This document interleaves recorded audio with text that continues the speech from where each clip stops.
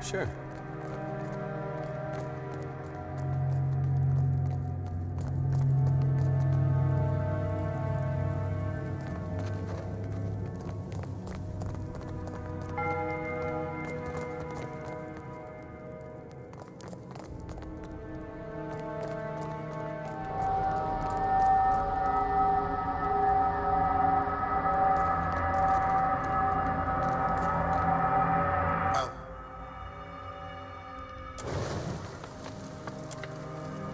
I'll take care of it.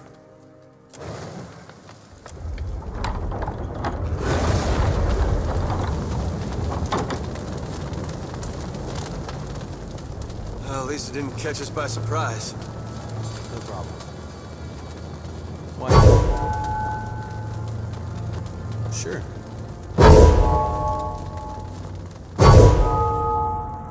Yeah, got it.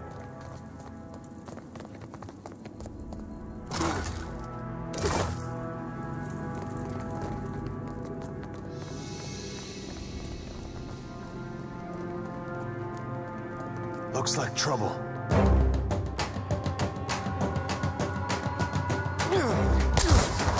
Got it. Let's do this.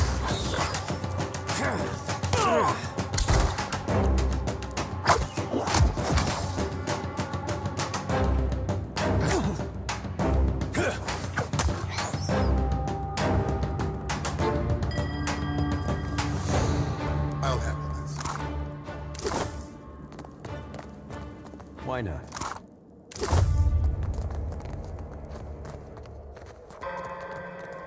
No.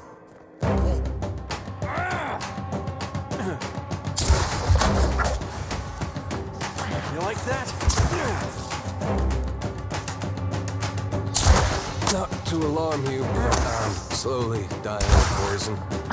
Not to alarm you, but I'm slowly dying of poison.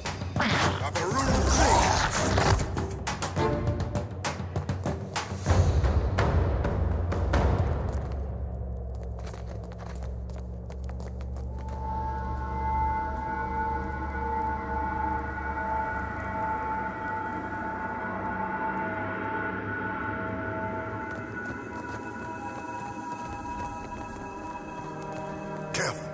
I see them.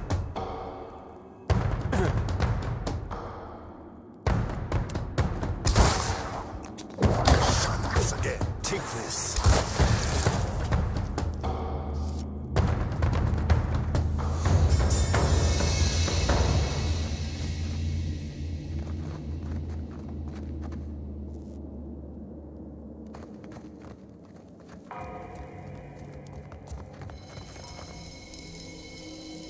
No.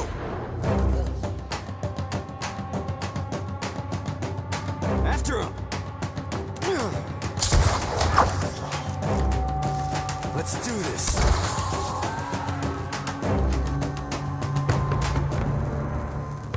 Leave it to me.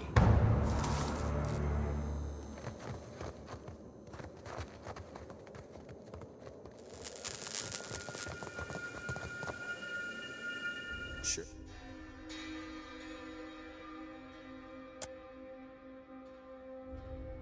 I think that's the guy we're looking for. Sure holding on to those papers tight.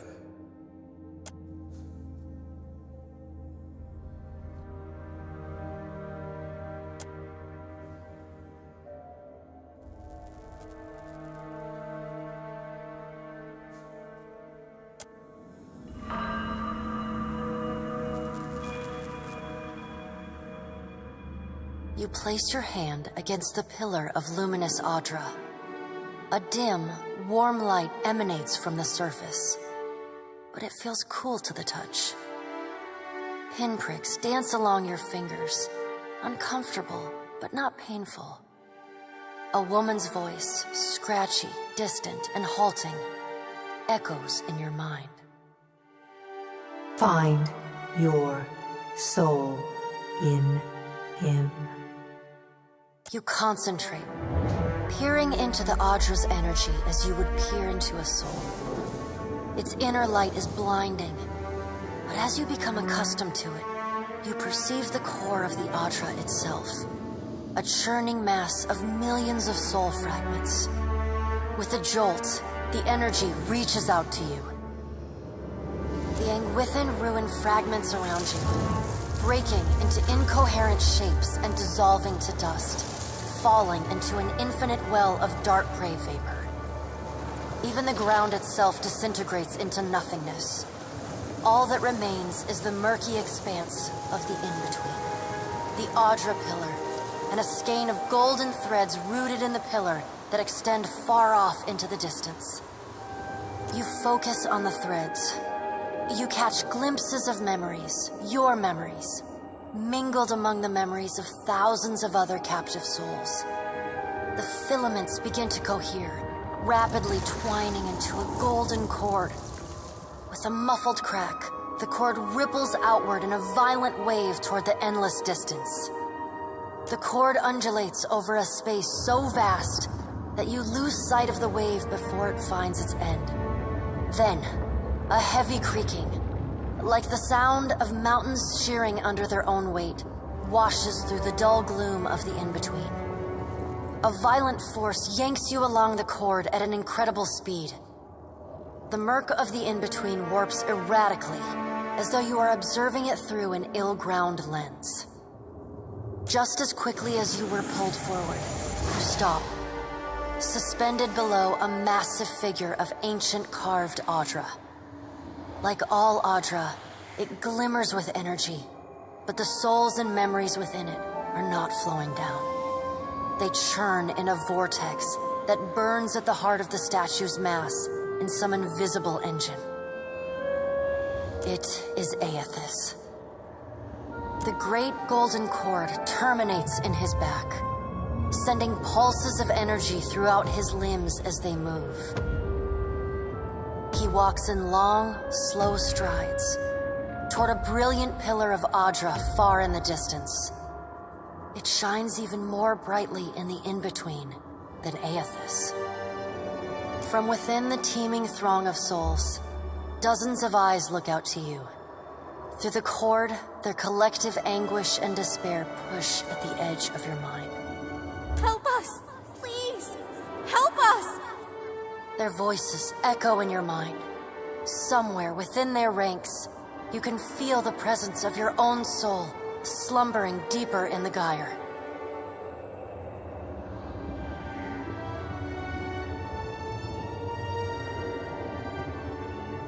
You reach out to the lost souls, but the incredible power flowing through Aethys' body repulses you. Not even your Watcher powers can penetrate the massive tides of energy crashing through him. The souls sense your efforts and attempt to breach the surface of Aethys' body, but are instantly pulled back down into the deep well at the statue's heart, as though they were pried from the edge of a great precipice. Aethys' stride slows and stops. His head slowly pivots until its great burning eyes are cast back along the cord.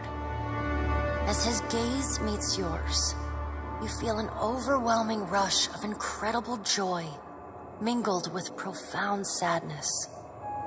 You have sensed similar anguish in lost souls, but never with this intensity. It takes great bravery to venture through the in-between, even for a Watcher. A swell of admiration radiates out from the god's heart, a force so intense that it momentarily overwhelms you. You do not need to follow me, for their sake or your own. Something beautiful is coming. Something that will save us all. A great light shines from Aethys' brow, so bright that even the souls within him flinch from the source, cowering in fear. Through the glare, you see Aethys' massive arm reach up to grasp the golden cord, the tether carrying energy from the Audra pillar to him, that also suspends your consciousness.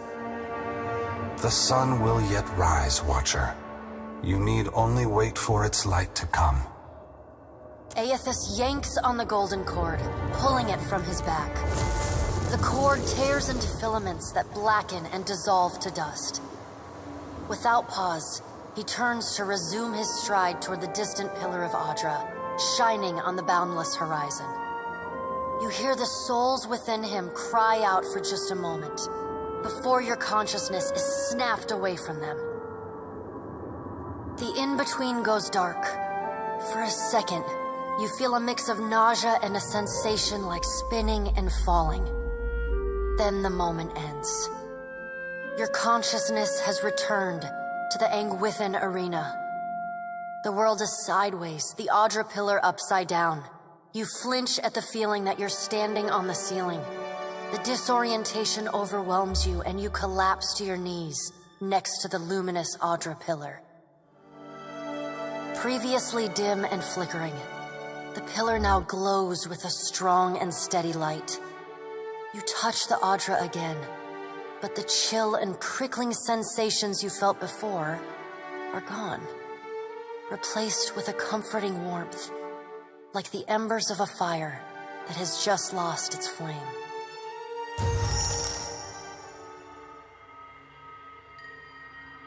You all right? Come on, we just got you back.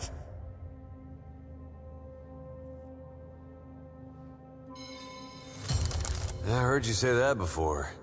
Had something to do with a 2,000-year-old lunatic talking to you in your dreams. What went on in there anyway? You touched the Audra and just froze. Then you let go and the whole thing lit back up.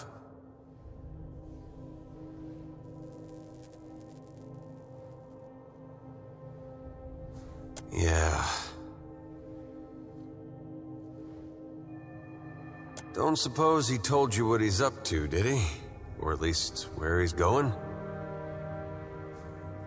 How hard can it be to find in a chain of thousands of islands?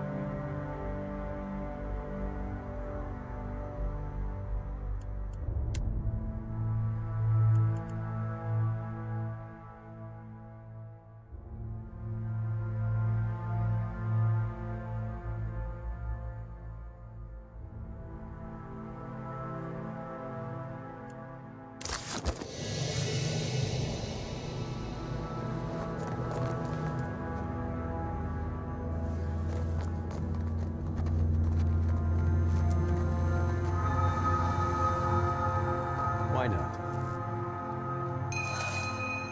Yeah? Sure.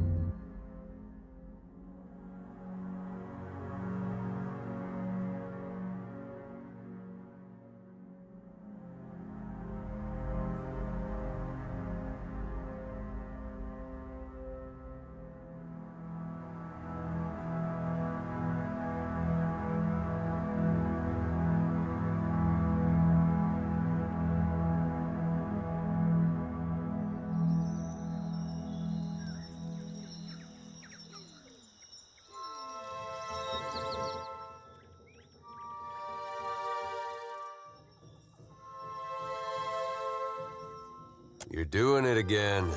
That look, like you couldn't beat a Hollowborn in a personality contest. You want to share what you're seeing, or do I gotta guess?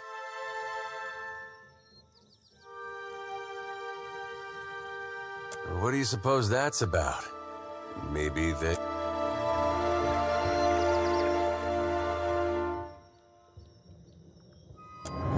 Watcher, we'd like to come with you. You have our thanks. We appreciate that you showed us the way to the Audra. But what if it goes dark before we reach the beyond? Thank you, Watcher.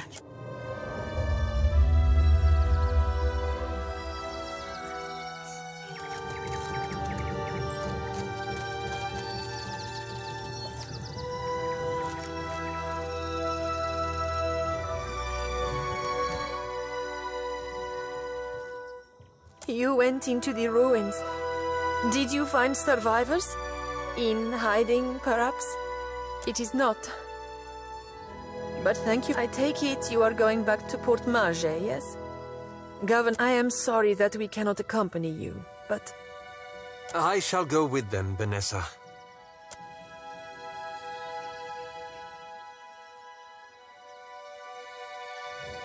After all, the jungle can be perilous, and the beasts that were here could not have gone far. Ak, as you say, Engferth. Not much of an animancer, but he's, gods be thanked.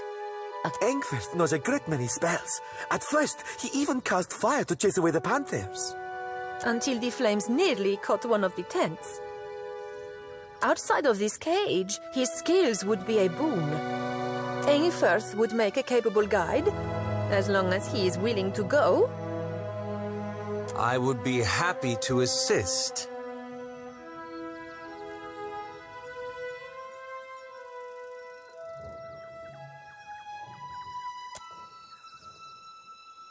Be careful, I'm Miko. I shall try. Thank you for your discretion. I'm certain you have many questions, but I fear they must wait until we're off this island. I shall miss their company, though this only confirms that animancy is a hazardous pursuit at best. That's a rather long story. The short version, for now, is that I'm gathering information on local animancy operations. But I could ask you the same.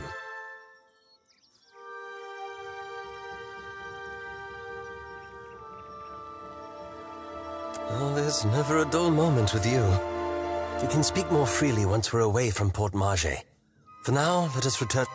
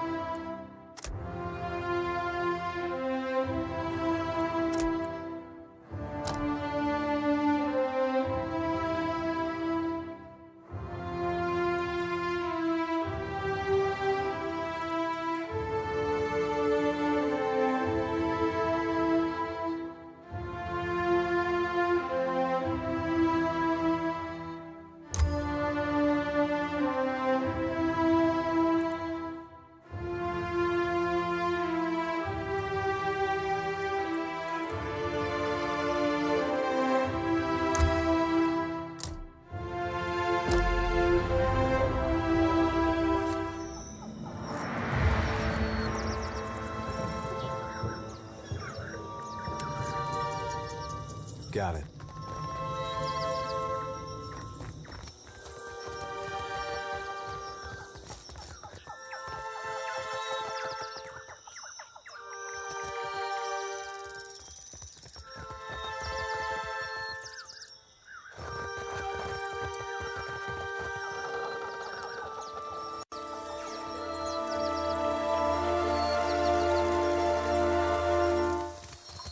Sure.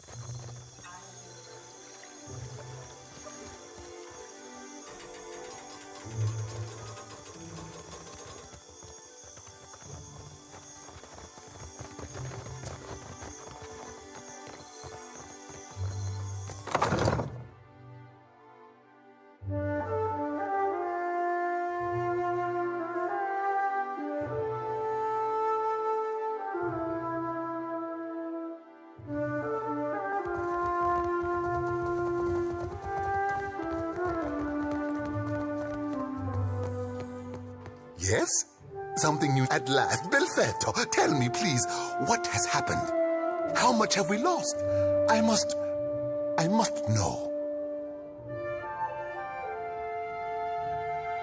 I see.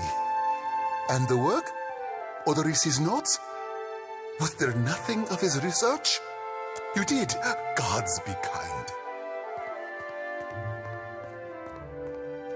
Belfetto! Belfetto! We are saved! That is, Odorisi's legacy is not wholly lost. I like to believe the man would find that pleasing. You say this is all the work of the Titan, of Aotis, and you still insist on looking for him? He destroyed your ship, killed my people. Would it not make more sense to sail to the far side of the world and away from all this? You are too trusting in your superstition. Believe in what you have seen and felt. The death of every man and woman at that dig site. Merla. He will ravage every outpost in the Deadfire. That Adra is why we are here. Why everyone is here, in truth. The Valiant Trading Company, the Royal Deadfire Company, countless mercenaries. You'll want to go to Nekataka. Queen Onekaza II rules there at the Kahanga Palace. Anyone seeking to do business in the Deadfire Archipelago must negotiate with her first. The Queen knows every Adra vein of worth in the Deadfire. I'm certain she can help you. That is, if she agrees to see you at all. The most powerful tribe in the region, now that Onekaza II has united a host of them under her rule. Ikawa would disagree, but then Ikawa contents herself with a spit of land and a handful of followers. I have not forgotten. We will get you to Nekataka. And for that, you need your sheep. I'll arrange it with Ikawa. Between the two of us, I'm certain we can gather the workers we need. Head down to the beach once you are ready to depart. Pompiaco, it is only right, after all you have done for me. I won't keep you further. You have a long and very strange journey ahead. Some advice. After you have had your audience with the Queen, seek out the Valian Trading Company. They make their headquarters in Nekataka, and the company always appreciates a good help.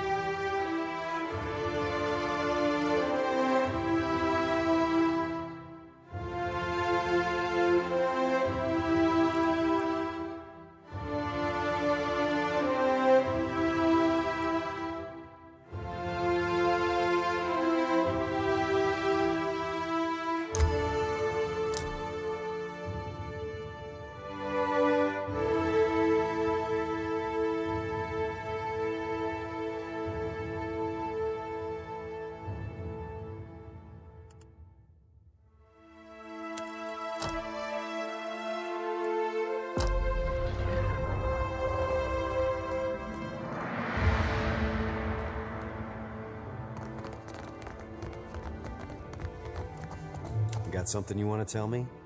No problem.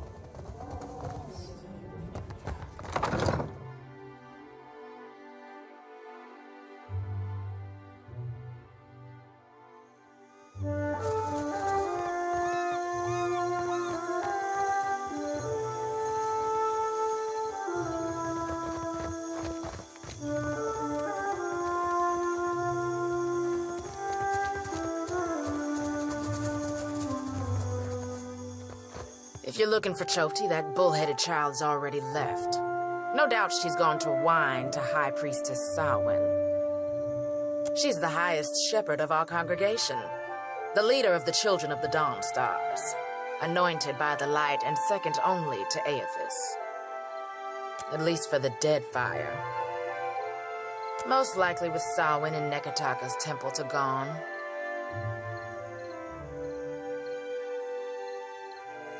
If you're headed to Nekataka, I beseech you, tell the High Priestess about the statue.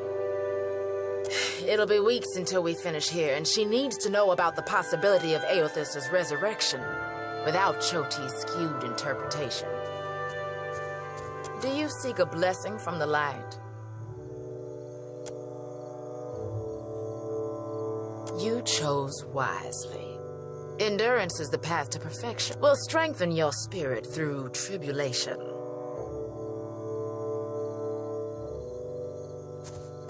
This flame lacks the flicker of guidance, but it will purify both flesh and soul. Let the pain absolve your sins.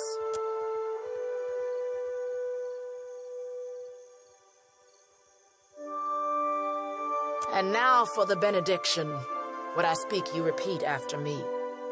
Godly Redeemer and bringer of light, who shepherds his flock through the labyrinth of hell. Though you currently rest in peace, We remain devoted until the time of your revival. We believe in your coming rebirth, in the restoration of your holy greatness. And we now beseech you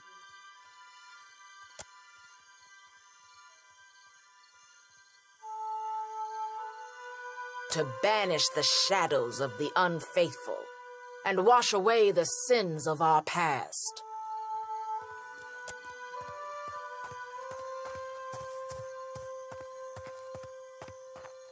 Good. The light accepted you for its host. Go and be well. Walk within the light, and you shall not falter.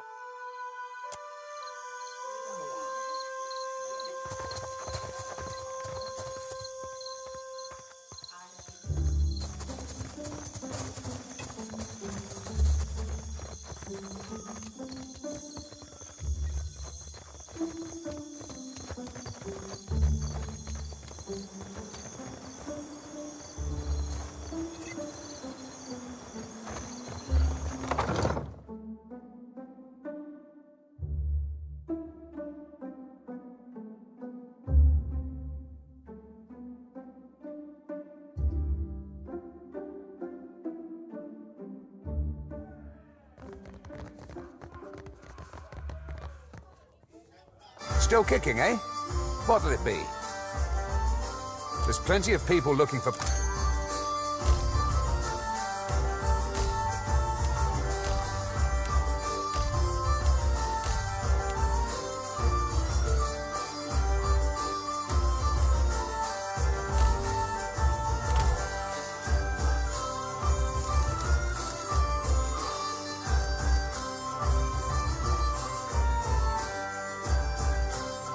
Still kicking, eh? What'll it be? There's plenty of people looking for passage out of here.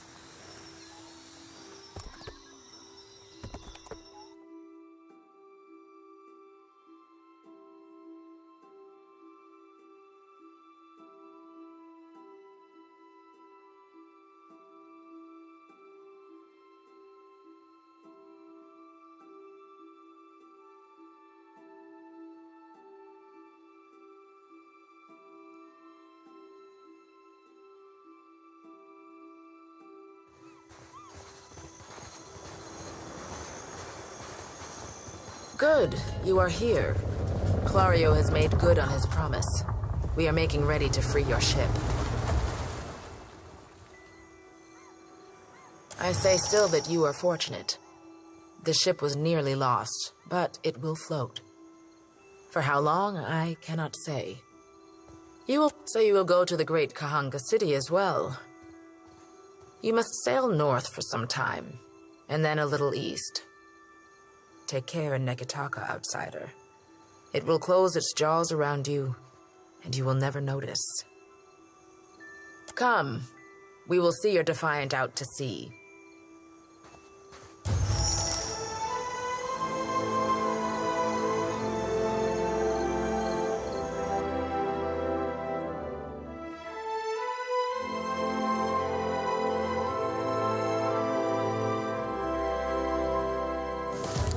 We should address the matter of our ship's resources before we get underway.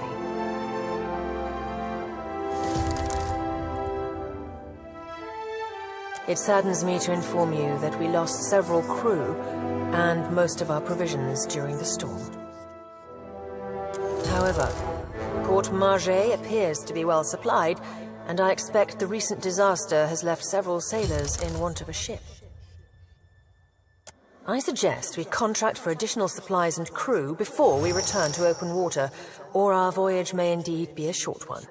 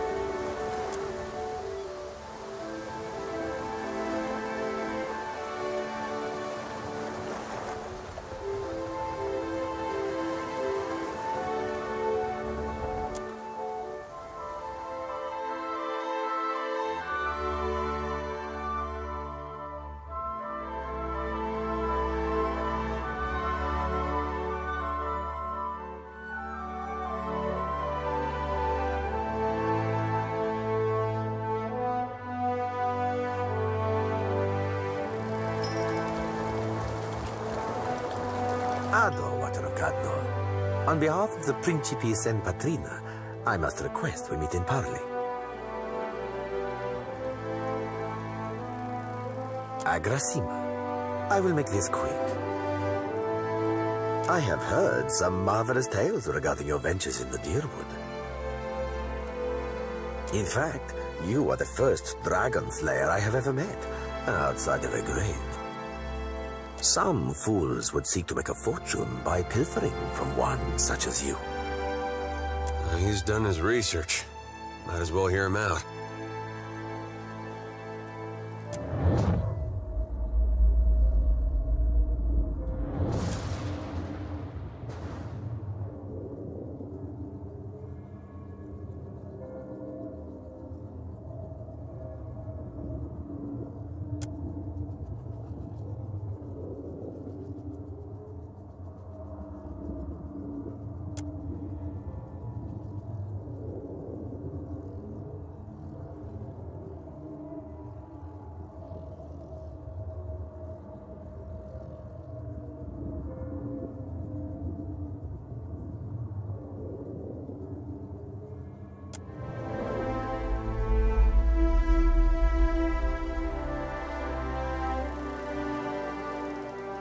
I believe you have met such a fool. Captain Benweth of the Drake. Gelarde. Then that should make this easy. I am keen to show my rascal of a compatriot some much-needed humility. I thought perhaps you may care to as well. For our teas, do my job for me, friend. Hope you don't die in the effort.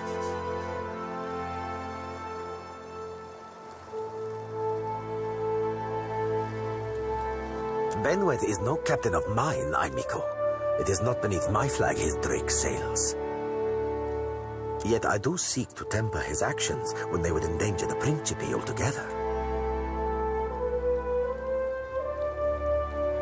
Word of Benwet's raid on the Defiant will spread throughout the Deadfire. More fools will seek to prey upon you. I would suggest you stave off all others by making an example of Benwet.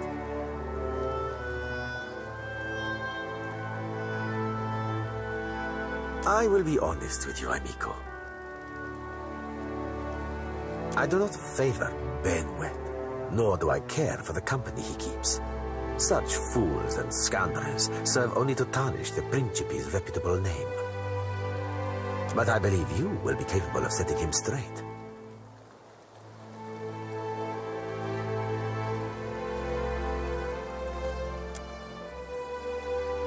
I suppose I should expect as much from a man once employed by the dozens. Of course, amico. Work with me, and I will weight your pockets with gold. When you have dealt with my problem, I will prepare a fine welcome for you at my port. Now, a tip for you. Benwet's drake took damage during the storm.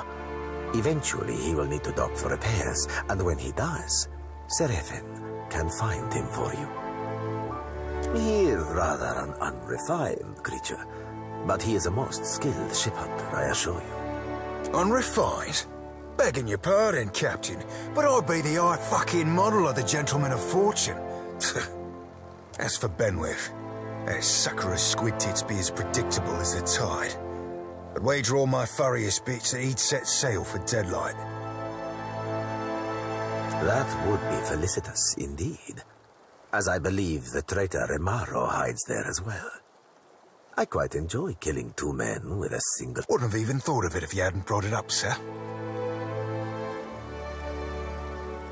Now, I ain't hardly in any hurry to leave the fine company of the Gentlemen of Leisure, but the captain be right about me finding your mark. Adding to that, you sail into Fort Deadlight not knowing your innies from your outies, you might very well find the locals cannon fucking your boat to sodden splinters. Are you asking aside from my vaunted ship-hunting abilities, self-evident manners, and encyclopedic know-how of all things piratical?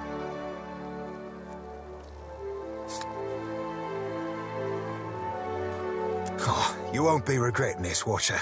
At least so long as you keep us heavy in grog and light on the onions. Ugh, them dirty shit apples ain't never agreed with me, and I'll be suspecting they never will. He's not sleeping near my berth, I promise you that much. I sail now for Dunwich, my own safe port. I will await you there, should you be successful in schooling our wayward captain.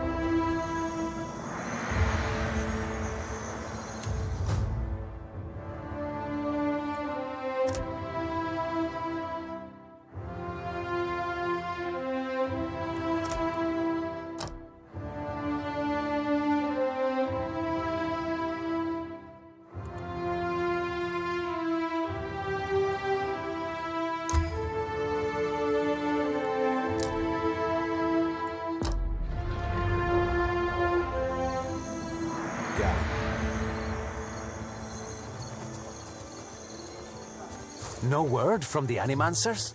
Not a...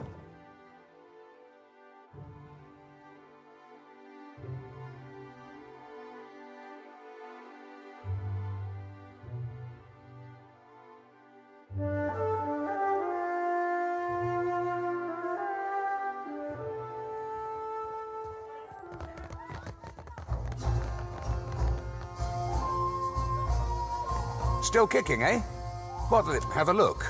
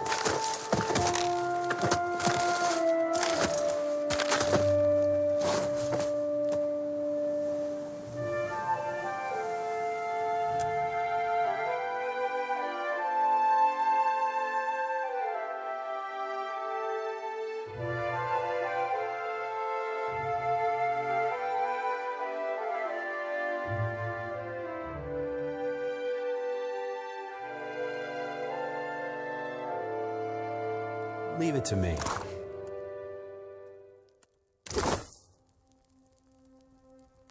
No sweat. Got it. Sure.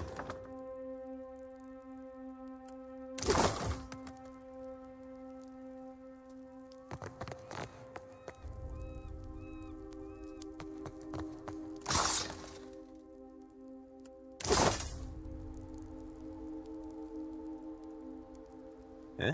No problem.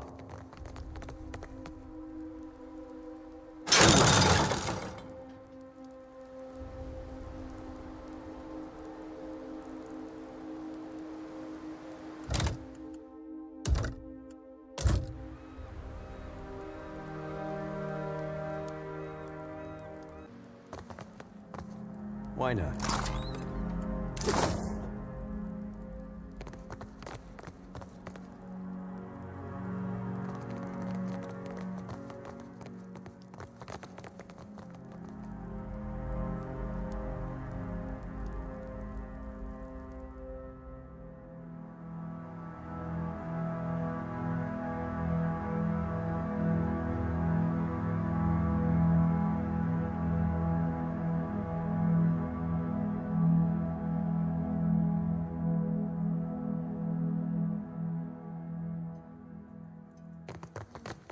Production's too slow.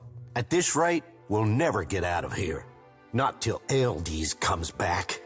Hey, scamper off you. Plus, if your armor's dented, you'd be better served throwing it against some rocks. For the record, I have no idea what I'm doing. Me and Brutal Ben had a bit of a disagreement. He tossed most of my crew into the brig. Myself and my first mate got the mercy of serving an extended stint in this forge. If you were one of us, you'd have heard that by now. Gossip flows like water through these parts. Tell me then, stranger, who are you?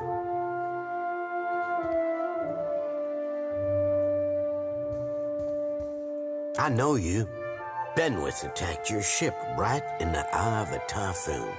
He's been crowing about it enough since. Black Seas, but I hate Benwith. Me and Benny were real good mates in the Navy, but then he went and got too big for his britches, playing second fiddle to Aldi's. I might have had too much to drink one night. That might have led to things being said and done I now regret. One of these days, he's gonna rue that brutal streak of his. The thought has crossed my mind, but it ain't just me I've got to worry about. Ben's locked my crew in the brig. I can't risk lashing out until I know they're safe. If you were to free them without creating much fuss, I could show you a secret route into Captain Aldi's quarters, where Benwith's staying.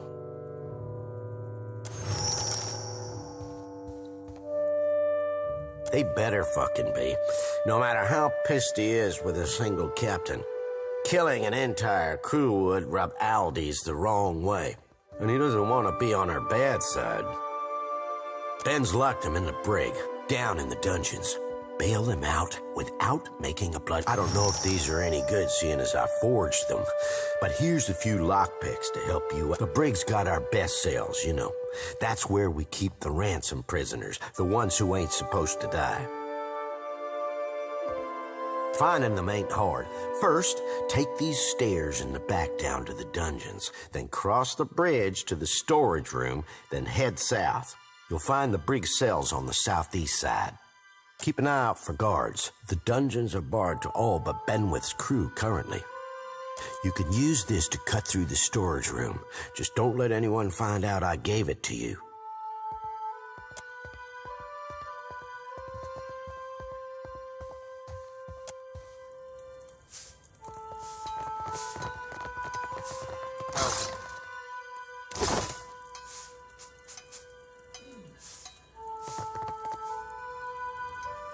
Sure.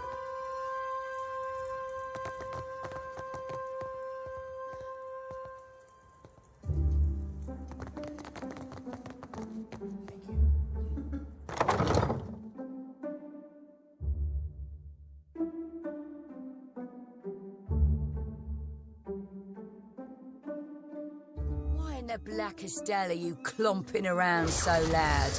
Howbeit, you're not allowed up here, you no good fuddlers.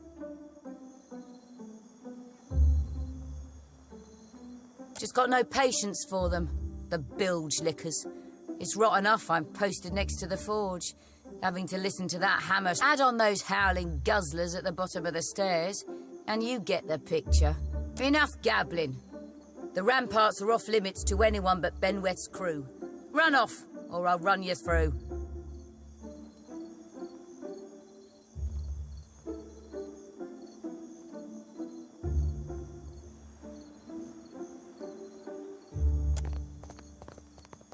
No, I'd best escort you back. Follow me if you want. Couple more of those, they're gonna start to think we're up to something.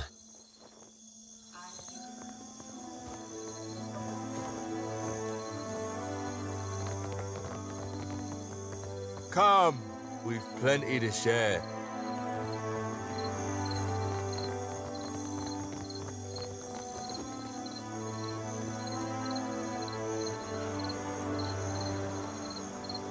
Step back. I will not warn you again, you boozy bastard. You sodden wolf.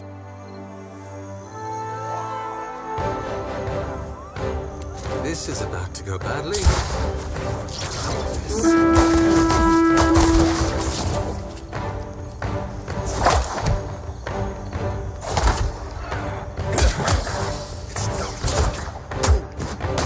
That's it! Let's go!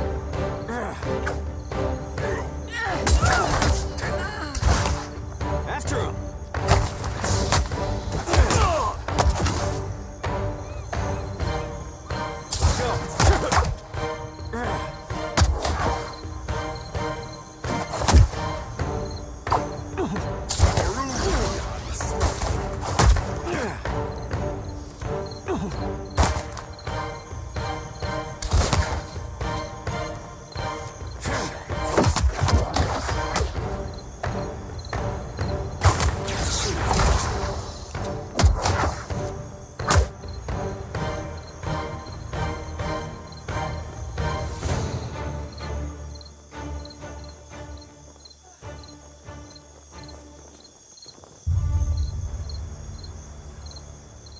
Must be time.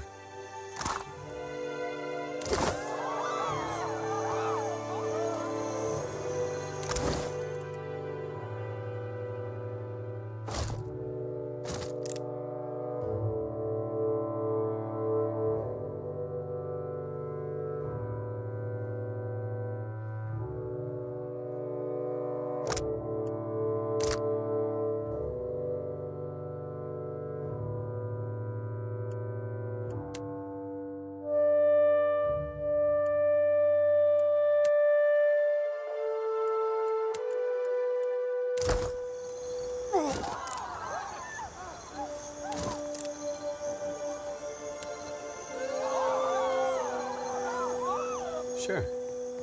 Yeah.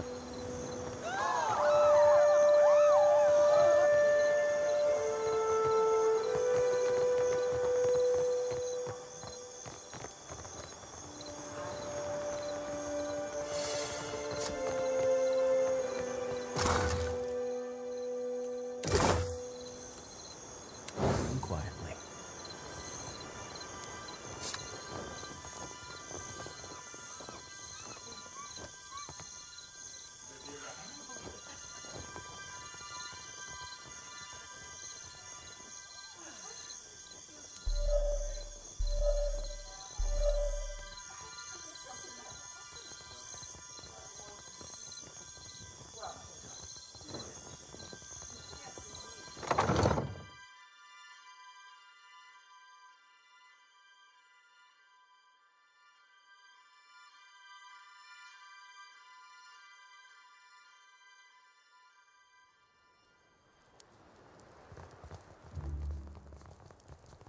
Why not?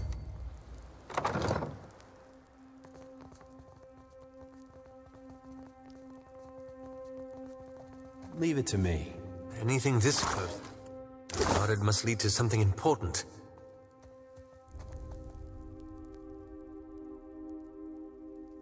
There. Done.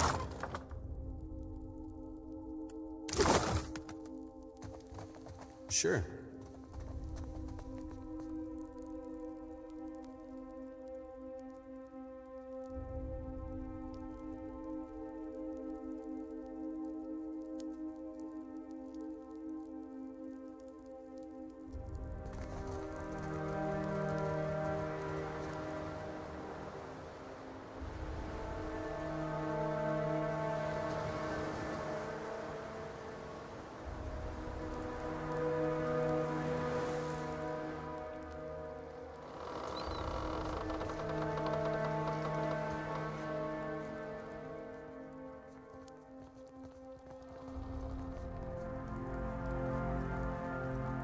I'll handle this.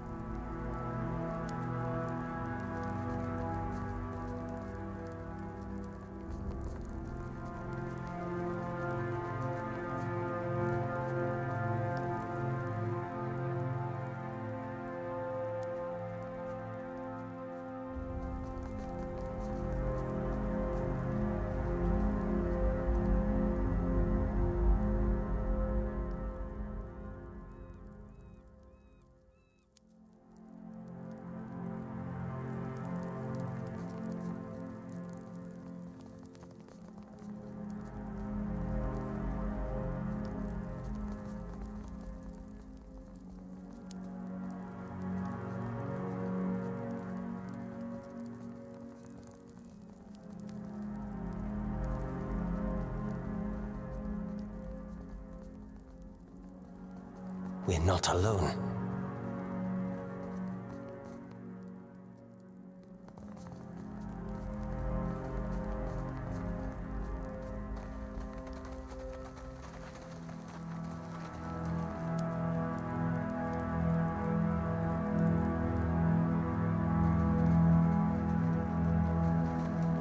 Trouble up ahead.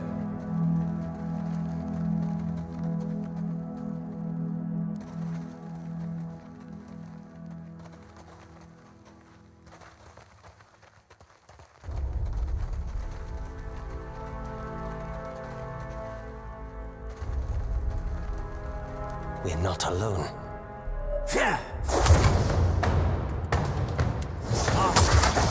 It's not working.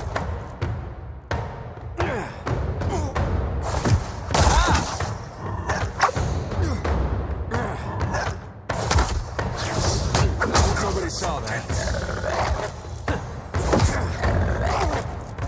You got something you want to tell me? Nobody saw that.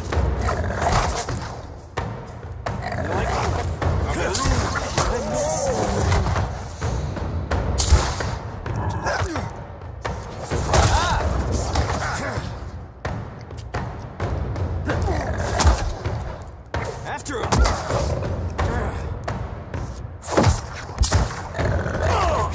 Let's go!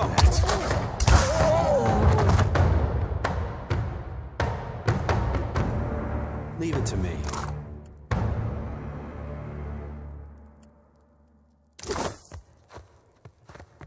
Yeah, got it. I'll take care of this.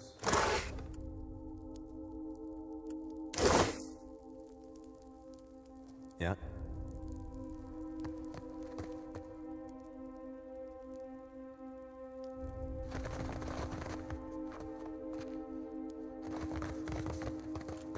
To see and not be seen.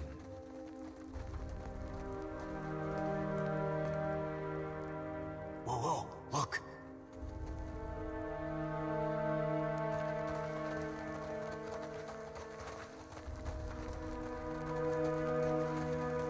Sure. Hello, Swabby. You ain't one of Benny's. What are you doing here? Knew we could count on our captain. Always, seeing as you've let us out of the brig, I'd say we owe you. Keep it quiet and follow me, mates.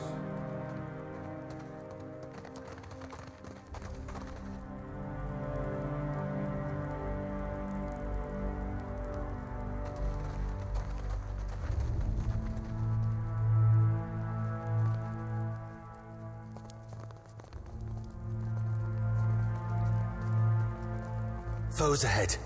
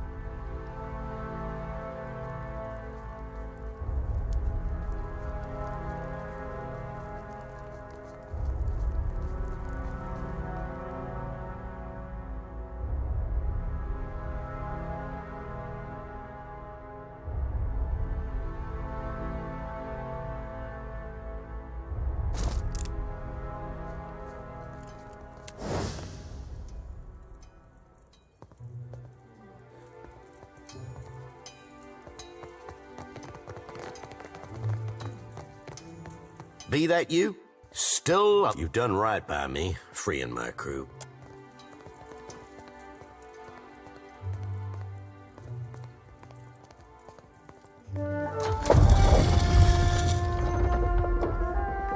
Door's open, but there's something you ought to consider before you... Sure, you could traipse right up there into Aldi's quarters to gut Ben with, but he'll be heavily guarded. Meanwhile, me and my crew will be stealing Ben's ship, the Drake.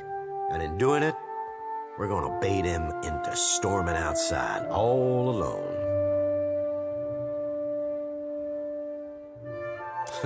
No better way for it. Benny docks the Drake in a hidden berth beneath the fort. Kill the guards there for us. Aye, that's why I want your help. After you've cleared the docks, take the western tower to the fort's ramparts and sound the boating bell. 3 rings. Me and my mates will sail out with the Drake. 3 bell tolls alerts the fort to a ship leaving the private. Ben's sure to storm the ramparts in a rage. Right in time to watch his pride. The ones on the dock will be sitting ducks for your blade. If that's not incentive enough, do it to piss Ben off before you end him. Gods know I'm dying to. I can't wait until Ben gets his. It's 3 loud rings with Aldi's gone to sea that just leaves Ben. There's stairs that lead up from the docks to the ramparts. Take them fast. Aye, under the dungeons, there's a cave with a wharf. The quickest route's just ahead. Beyond that, entrance to the docks is nearest the kitchens. Some of Benny's crew are sure to be... Let's keep quiet.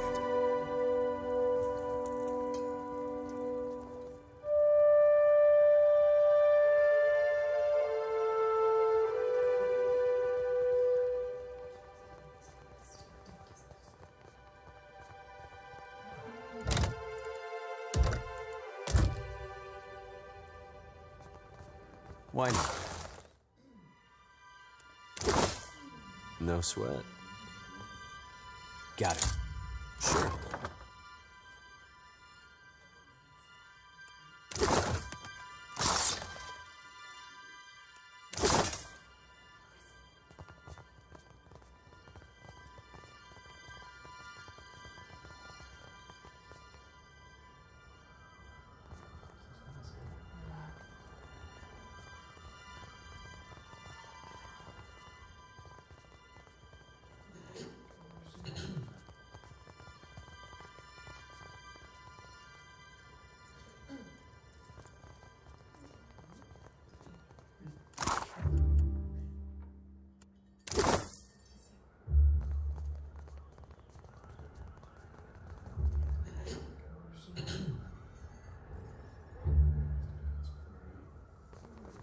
Take a gander over there.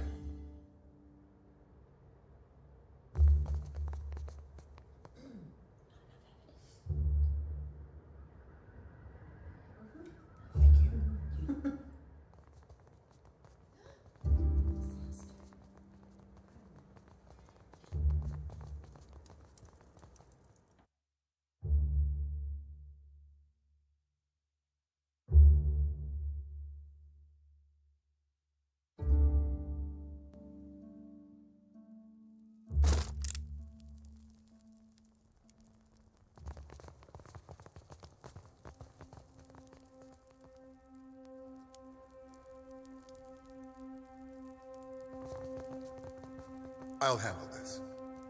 Won't work. Why not? Don't think I can pull that off. Pretty good, huh? There. Done.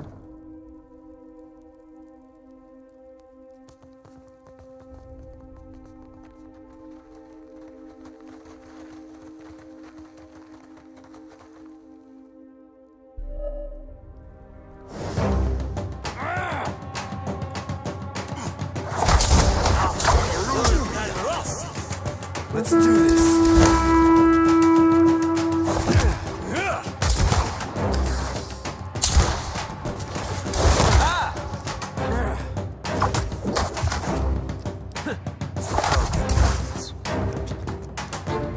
Sadly, I cannot. That's it. Bastards. You like that? That's it.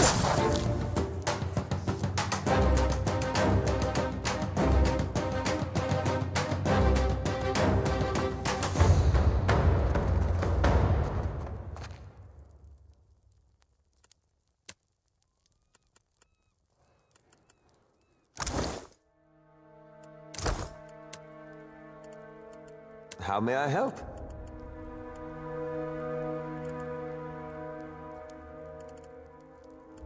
Eh?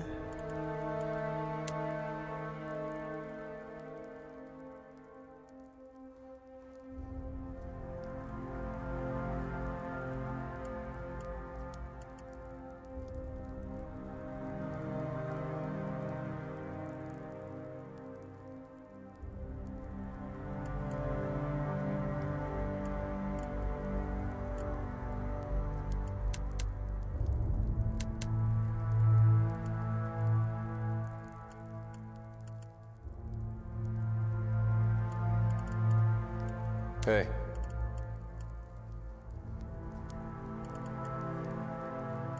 Hmm?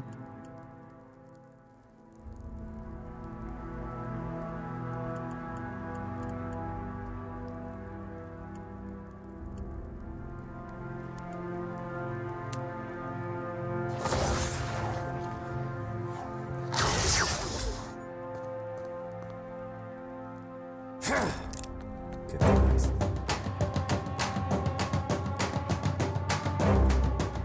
First.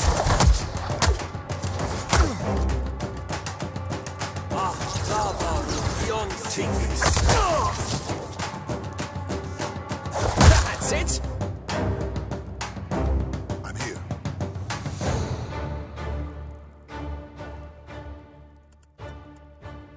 I'm here.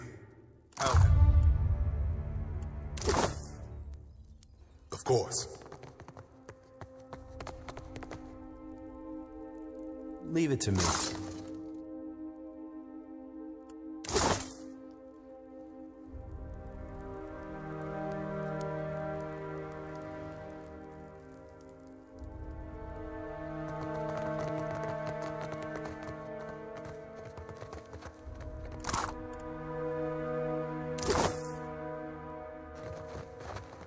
Sure. Attack!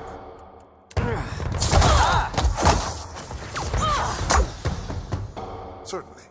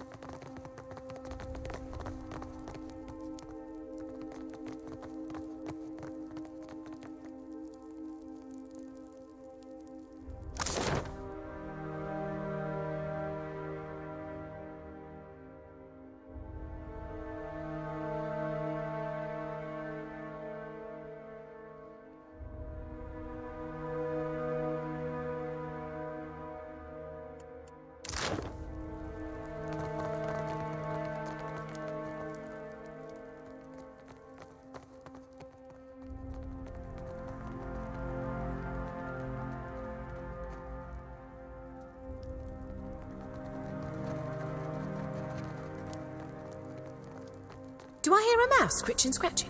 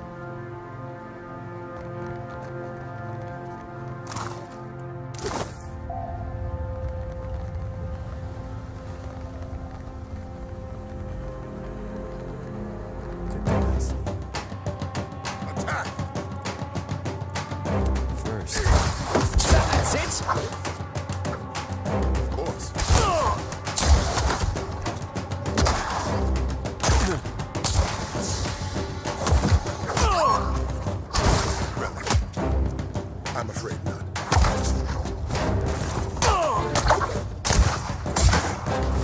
I need some help here. That order's too bad. Let's go. Hey.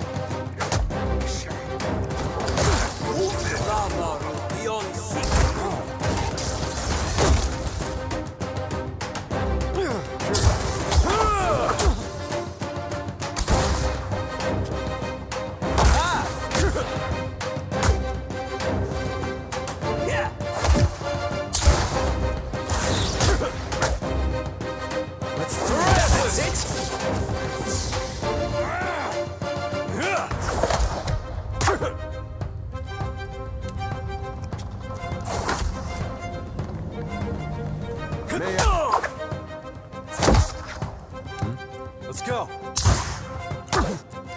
Got it.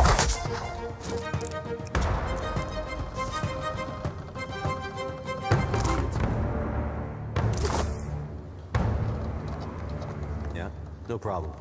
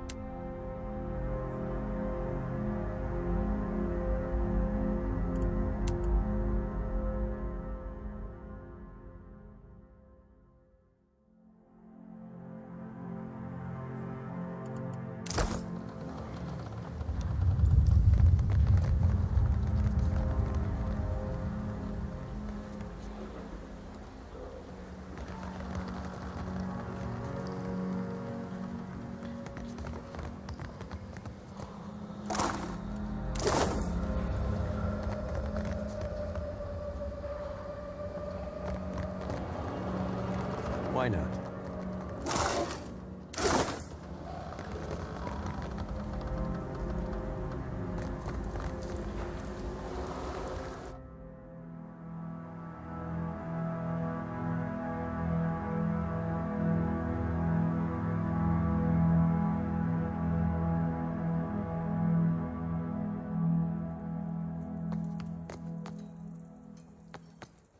That order's too tall.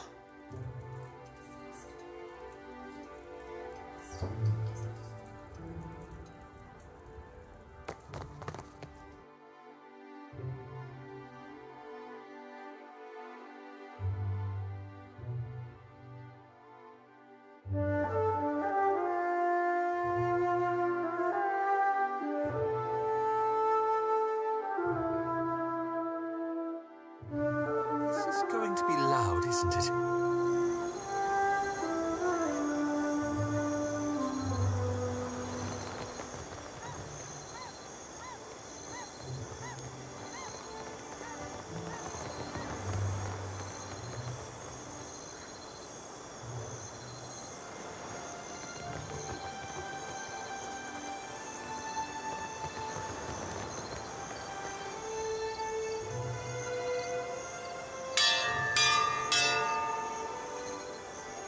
Who's rung the bell and why? It better not be. What in the blackest hell? Stop! Stop! That's my Andra fucking ship! Plague and perish those goddamn swivers. I'll blast them from the sea.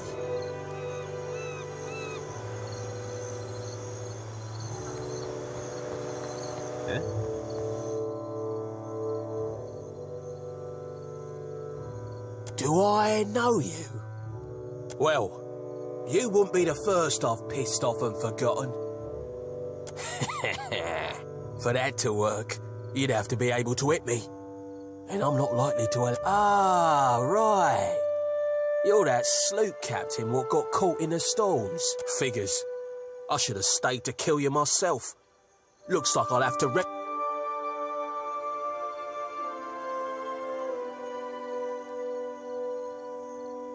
What you hope to accomplish coming around here?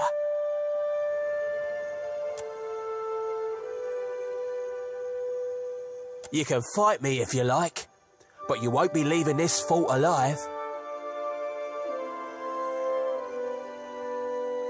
Fire and thunder! We'll be fighting to the death now. Good thing I said. Attack!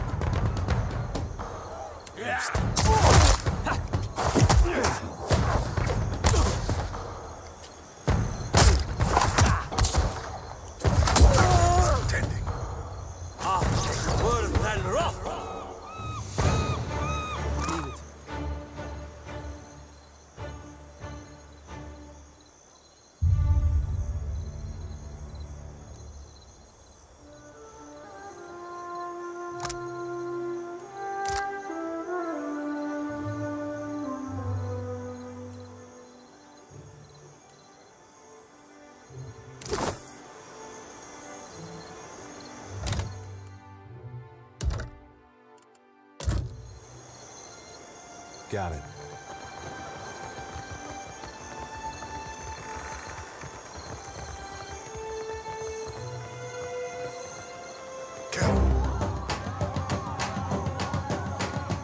I see them. It's not working.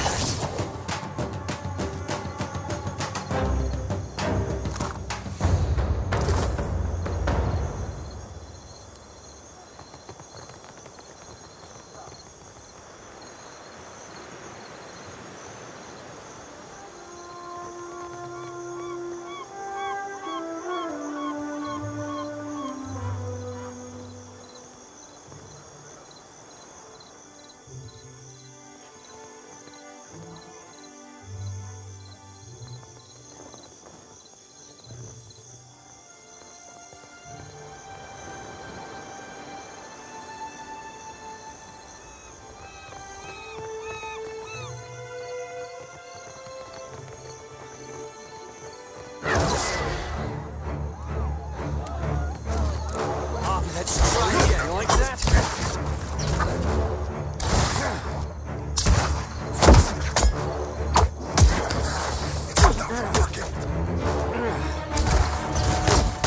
Taxed to my limit. I'm feeling the strain.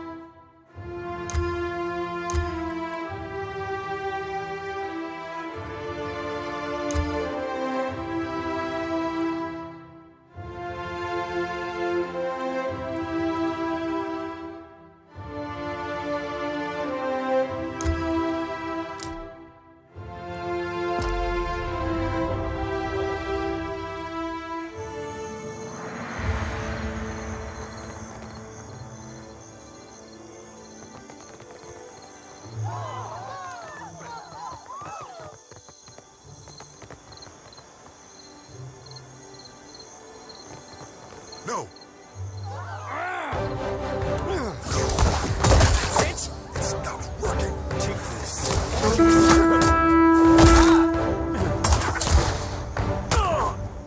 After him.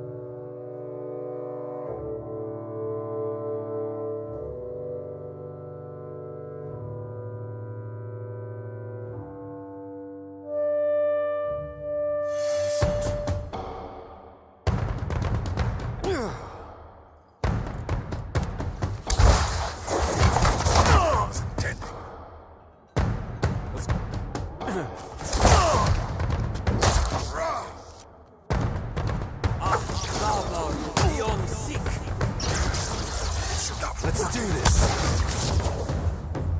Aye?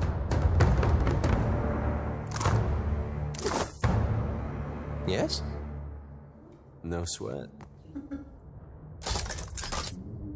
Pretty good, huh? Got it.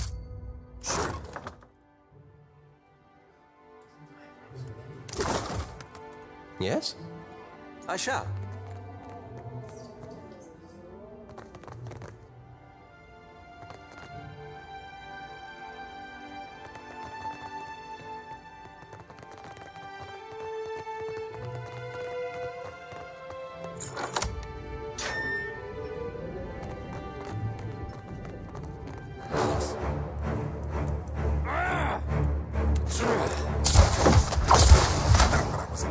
You like that?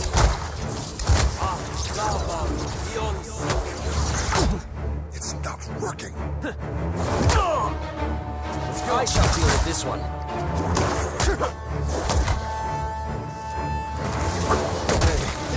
Careful! I shall deal with this one.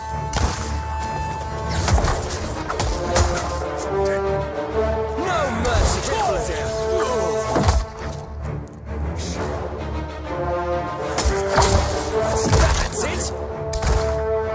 I shall deal with this one.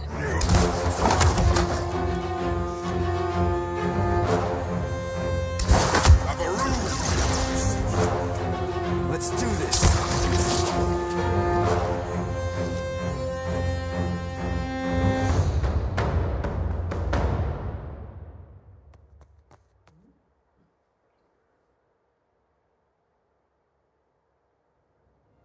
Aye? Why not?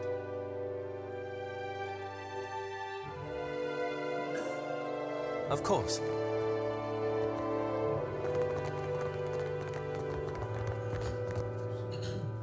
No sweat. There. Done.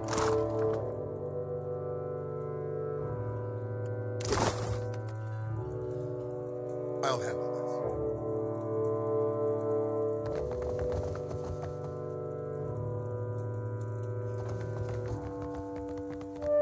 I'll take care of it.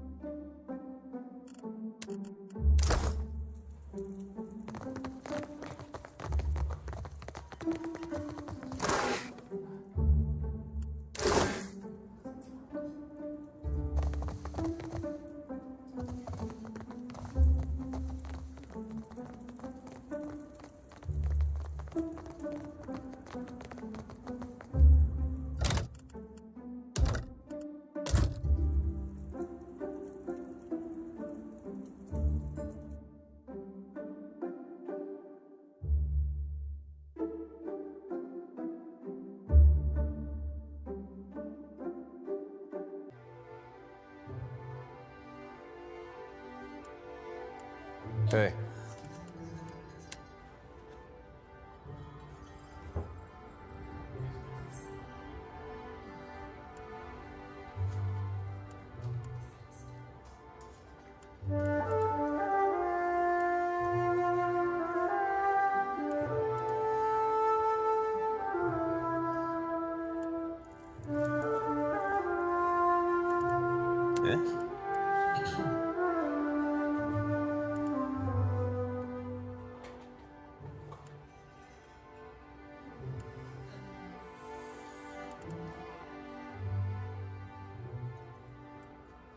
Aye?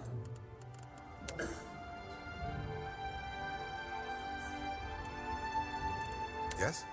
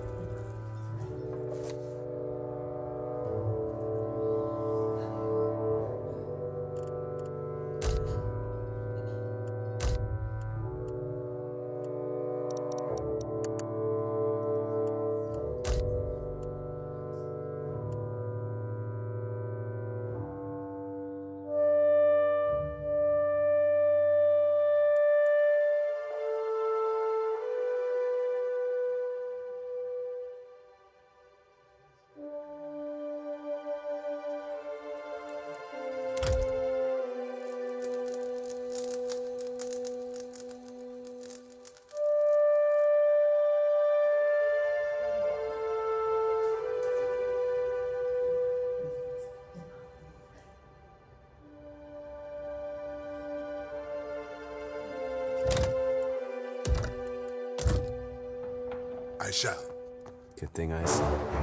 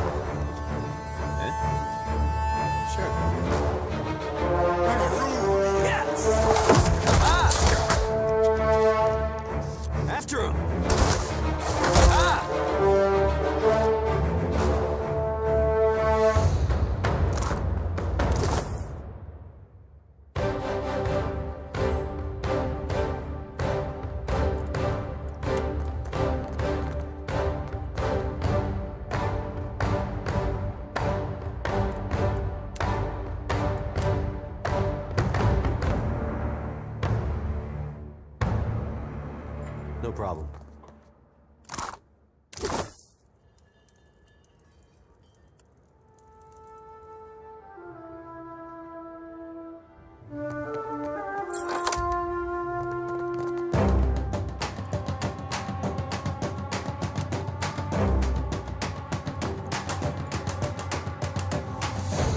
Yeah. Sure. Good thing.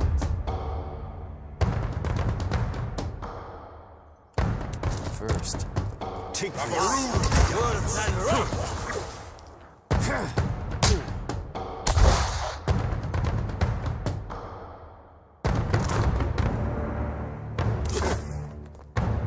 Eh? Good thing I saw. First. Let's do this. Let's go.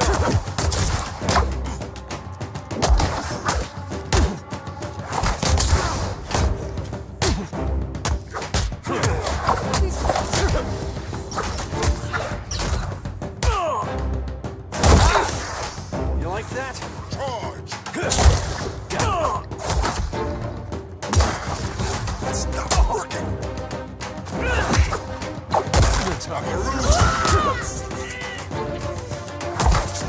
That's it.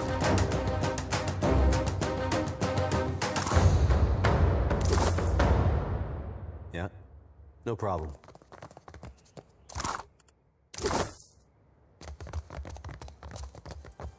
Tread cautiously.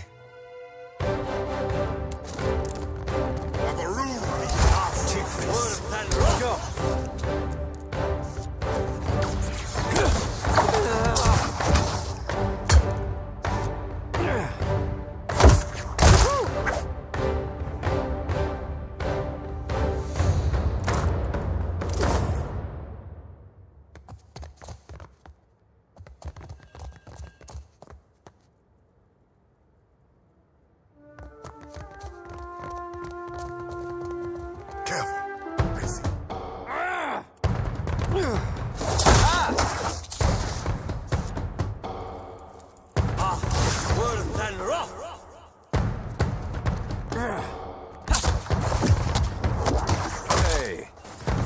wasn't that bad. Lava is beyond seek.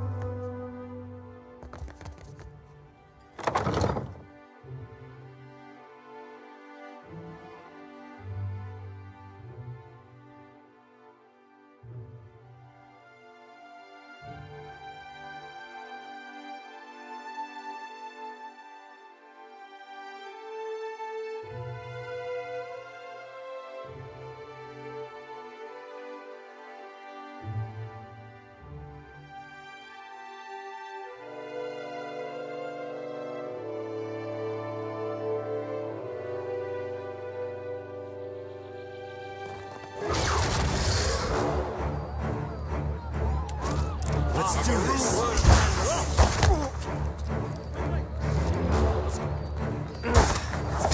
That's it.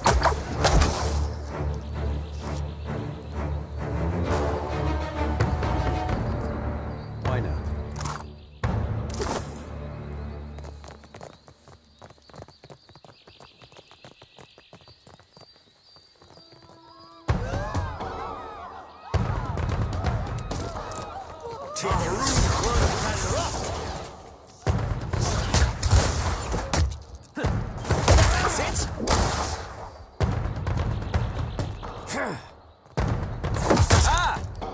After him!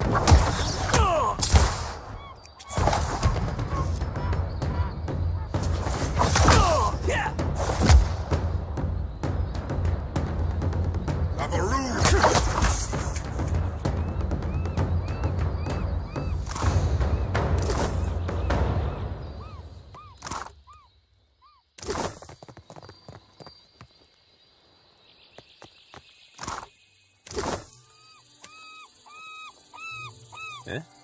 Got it.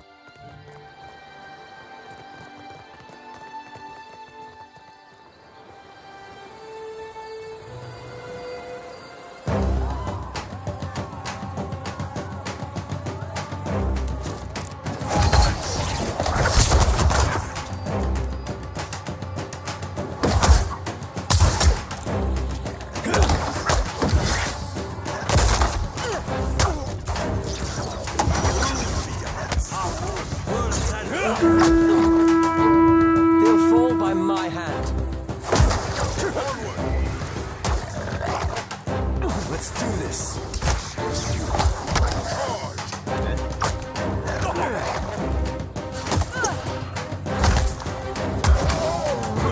Hey, that wasn't half bad.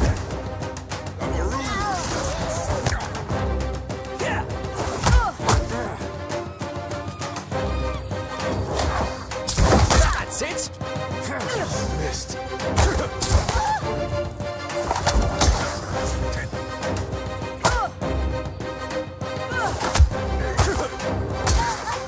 It's not working. No problem. I'll handle this.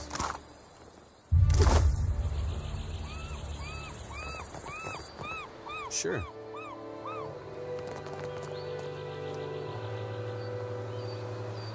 I'll take care of it. Sure. Leave it to me.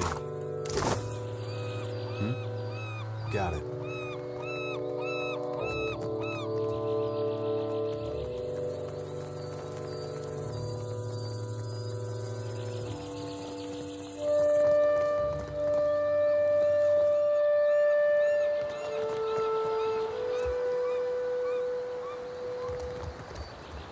I'll handle this.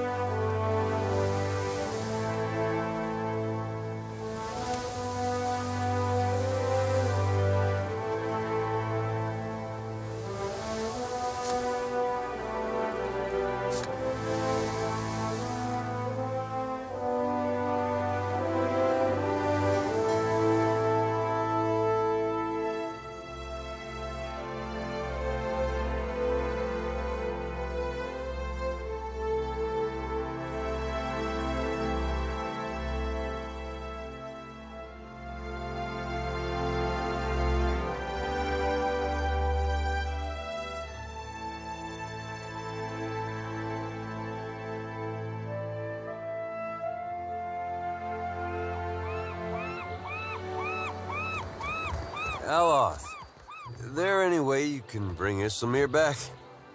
The whole point of suppressing her was to keep her out of my head. I miss her impressions. Damn me for a buttered slice of hardtack. It's you, ain't it? Course not, but I know you like I know the curve of my 11th toe. The Watcher, captain of a mighty ship, god chaser and fiend slayer. I'll keep it quick, see? If your little dinghy has got some chase in it, I've got a list of Which she did over and over. Was real good, though. She could do all your twitching, your squeaky voice when you got nervous.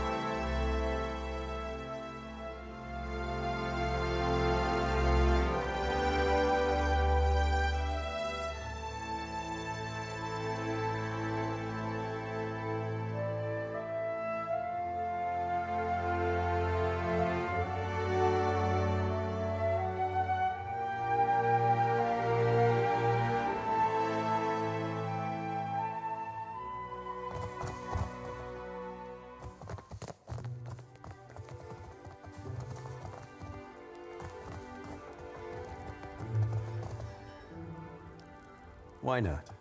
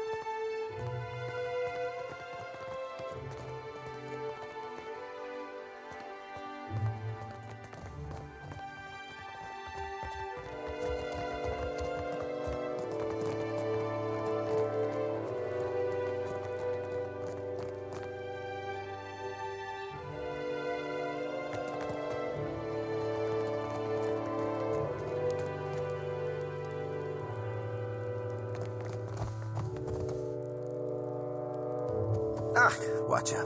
Good. You have arrived.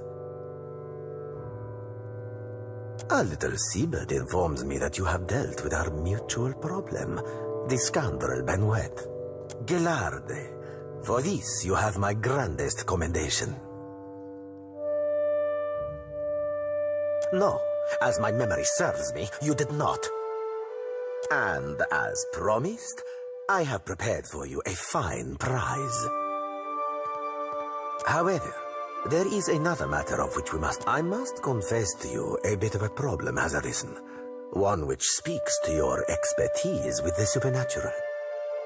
Indeed, and I will say it truly, this galleon, what likely remains of the Fonferros, is a frightful legend. We have been losing ships at sea, amico, and not to those Valera ship-hunting bastards. Fortune favors us, as I have procured a survivor from such a recent sinking. You come forth, Selenia. Quickly now, or I will run rivers of your lethargic blood.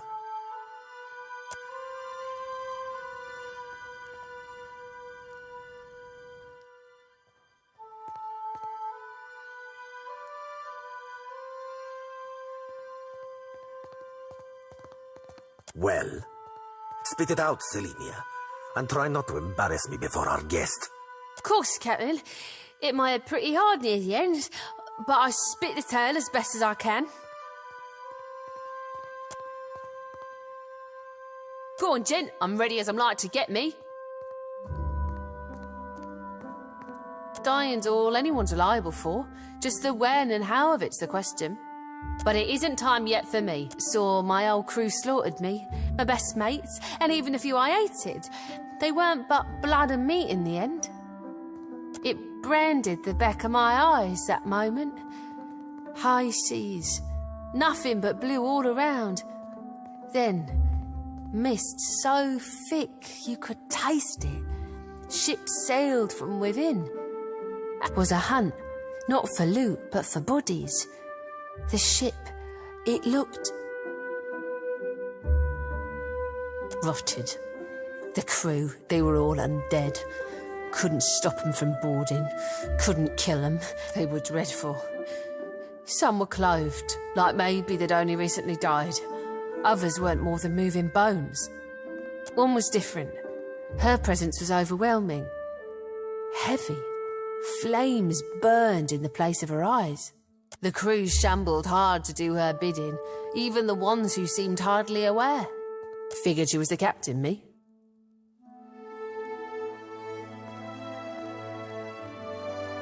There is a flag the floating hangman flies.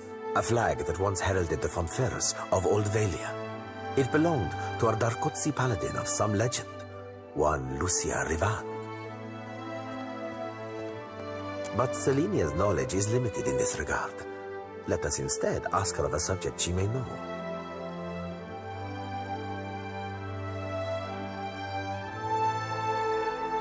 Me and my crew were adept. Alert. Always. No. Weren't no one gonna get the jump on us.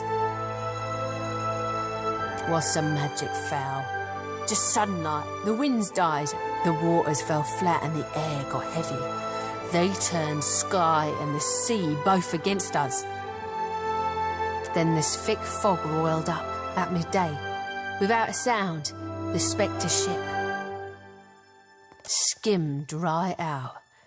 It was too late. Dunno me. Drifted for days, maybe longer. Kept winking in and out after I ran out of drink. One of mine found her no more than a week ago. Malnourished, dehydrated. The poor girl was scarcely able to speak. Well, I'm more than able to gabble now, aren't I? Could sail, too. No, you got no reason to keep me.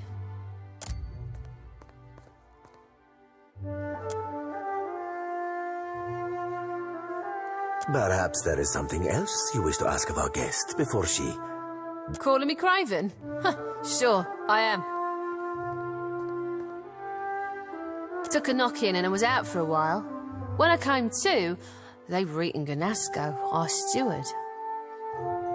I dropped a dinghy and rode for it. Don't know why they didn't give chase. Don't much care me.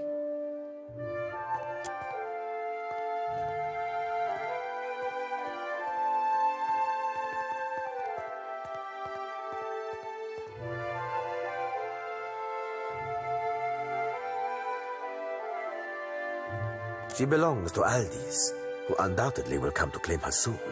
But that is a problem for another time.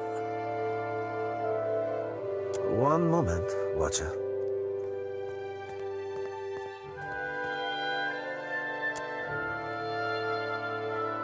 That much should be obvious, Diveros. I prefer my crews to fear their captains, not a phantasm roaming the seas, hunting to devour their souls. Allow me to cut to the heart of it. Lucia Revan, whose flag flies atop our spectral ship, was a Dakotsi paladin who died more than 200 years ago. It is my hope that uncovering the details regarding dear Revan's fate in life may illuminate the nature of her undeath and how to defeat her galleon. Unfortunately, the only soul who could possibly shine more light on our situation lies buried deep within Neketaka. One Isir the Berethian, now well rotted, I presume. By all accounts, our Revan was a Dorkotsi paladin who sailed to the Deadfire in order to safeguard a royal weapon of Old Valia. She is the epitome of Grand Valia, of magnificence, honor, and duty. Living or undead, and yet, we know not why, but a Berethian priest called Isir, they fought to the death, Revans to be precise, in this very archipelago. Along with her life, Revan lost the sword she had sworn to protect. It has, lamentably, remained unfindable since. I believe it may be why she searches the seas yet. Regrettably, I know little but this. He was an Ediran warrior priest of Bereth, and a significantly fervent one, if tales are to be believed. He chased our Dakotsi to the Deadfire, hunting her to, well, to her death. Shortly after slaughtering our brave paladin, the priest died, possibly of sickness, or perhaps from a festering battle wound. He was entombed in honor of his service to Berath in Neketaka's sacred stair. Indeed, I do. Though I and mine cannot so openly venture into the depths of Neketaka, nor can we commune with the dead, you, Watcher, are adept in both of these areas. You must search the temple of Berath on Neketaka's sacred stair. Izair's tomb within it should contain a chronicle for how and where he slayed our paladin, Revan.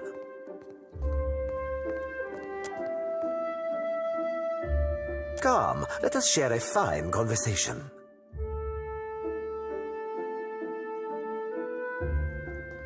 Who better to ask than the first chair and highest rank on the Consuelo? Ak, what is it you wish to know?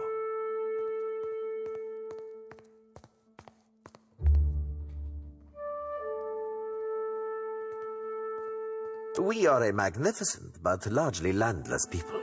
To survive, we must seize prosperity where we can. Hence, we're oft labeled as pirates. It will not always be so, but it is for now. Ak, what is it you wish to know? Come, let us share a fine conversation. I am listening, amico. What weighs on your mind in this moment, Casita? Come, let us share a amico. Do you know how I have lived so long in this life of piracy?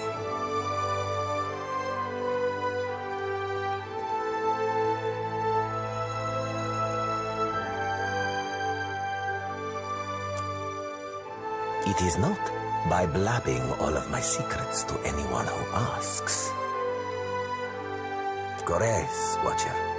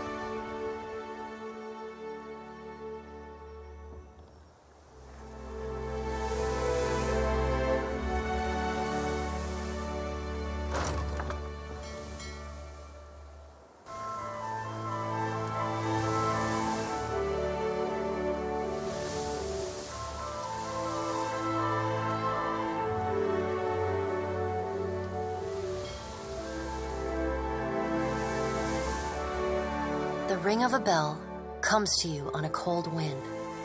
The ring comes again and again, until soon the air is full with the sound of 1,000. You feel a resonance in your core, a bell ringing in tune with all the others. Something in you bends, then breaks, and you are borne away on the ringing tide, just another peal among the many. The tide of bells recedes. You lever yourself up onto your knees and realize you have been here before. You are alone. And then you are not. An indistinct figure stands before you, flickering between forms like a fire-cast shadow. A fixed, taunting grin. Bottomless black eyes. A yawning chasm in the earth. The aspects of Berith, the Usher and the Pallid Knight, shift in and out of focus. And at their back, 4 indistinct shades hover. You feel an eternity stretch out behind each of them, reaching back to places so distant and yet so near you cannot comprehend their size. The shifting image of Berith settles on the aspect of the Pallid Knight. Watcher. She intones. Her voice is the discordant clangor of gongs struck out of time. I tasked you to discover Aethys's intentions. Tell me what you have learned.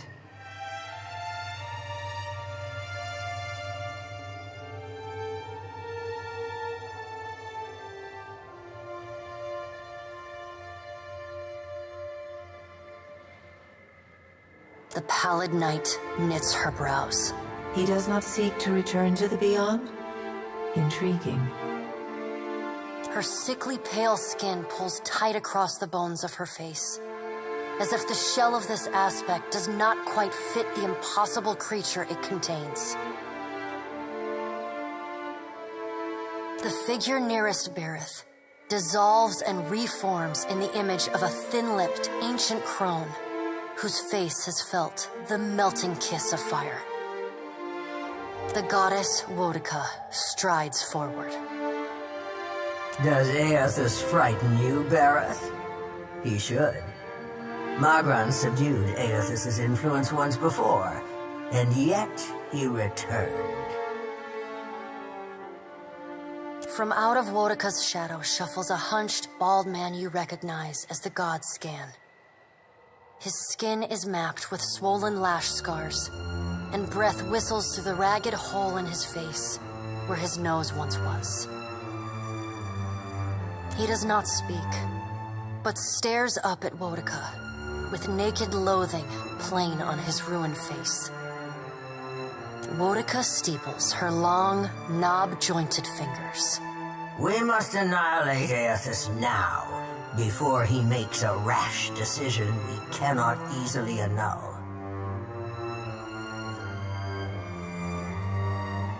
A moon would do the job nicely. Wodica says, and grins.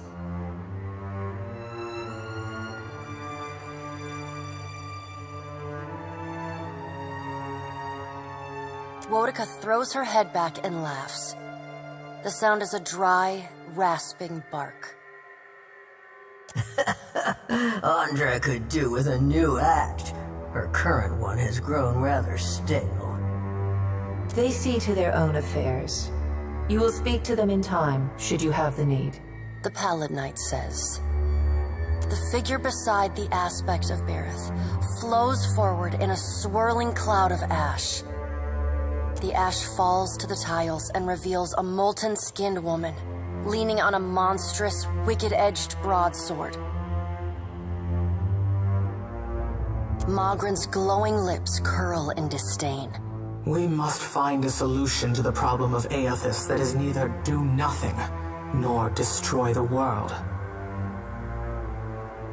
I acted in haste during the Saints' War. You will not goad me into doing the same now. To move against him while his plans are unknown would be the height of foolishness. We must find wisdom in precaution. Magran says.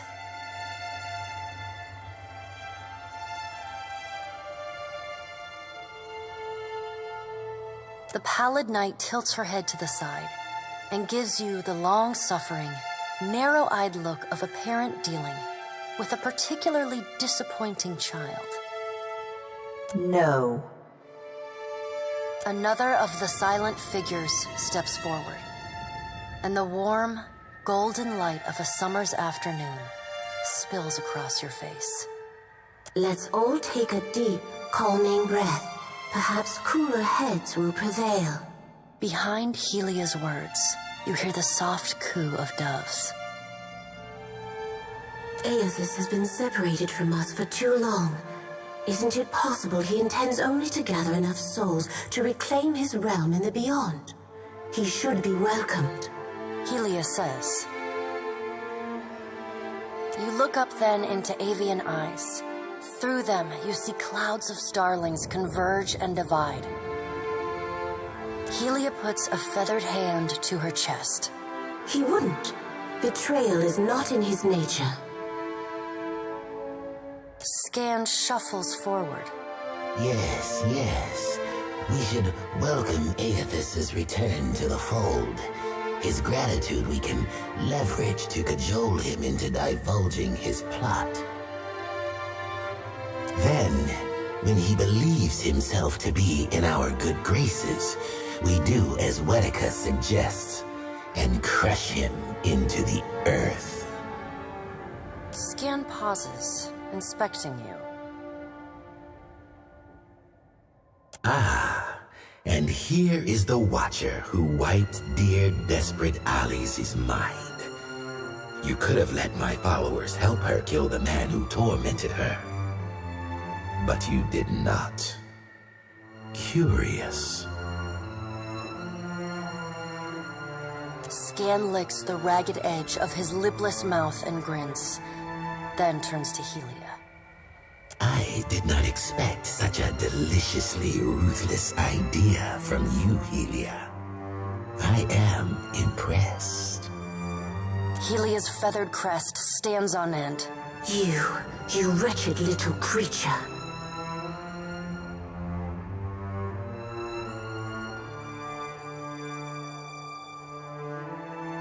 Your point is well made, little Watcher. If self-evident, Aethys has not been known to possess a vindictive nature. Indeed, he has occasionally been magnanimous to a fault. Magrin says. However, if we push him to the brink of reason, there is no telling what he may do. He is, as ever, unpredictable. Something akin to fondness creeps into her voice. The Pallid Knight gestures for silence. Aethys cannot be killed, but he may be subdued. Yet to do so will take immense power and time. She says.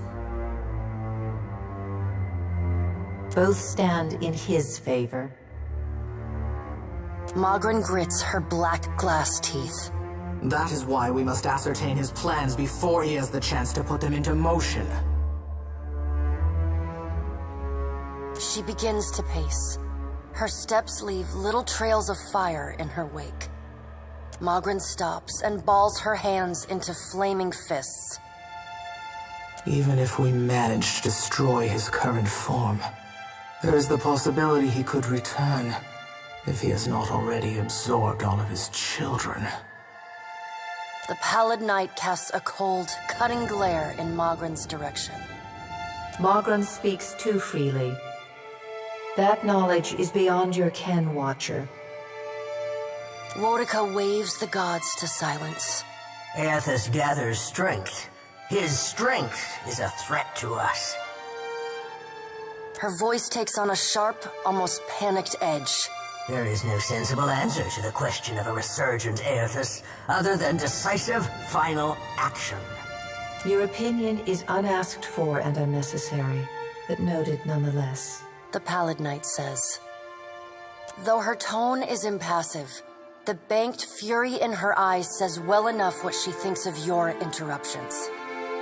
We will act when it is appropriate to do so, and not before. The Pallid Knight steps away from the half-circle of assembled gods. She pulls herself up to a great height. The words she speaks next come not from her mouth, but from all around you. Follow him, Watcher. The black of the Pallid Knight's irises expand until her eyes are as dark and cold as the void between stars. She bends down and brings her ghostly face level with your own. Your debt to me remains unpaid.